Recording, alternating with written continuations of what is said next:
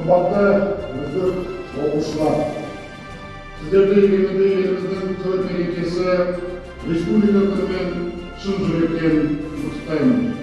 O'sha mereke qarshısında dağlı жастар қауымымен кездескеніме өте қуаныштымын.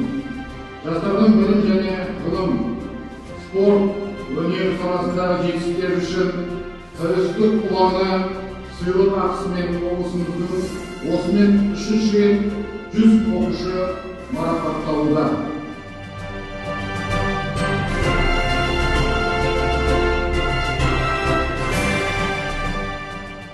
Бүгінгі болайын деп жатқан тәуелсіздік ұланы атты премияның иесі атанып, осы іс-шараға қатысып жатқаныма өте қатты қуаныштымын. Қазіргі таңда ғылыми-техникалық шығармашылық пен оқу зерттеу бағыты бойынша өзімнің жүлдемді алмақпын.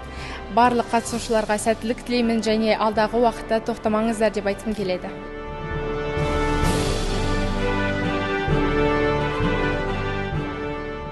Я получила эту награду за первое место на юниорской химбио-олимпиаде и за третье место на республиканской юниорской олимпиаде.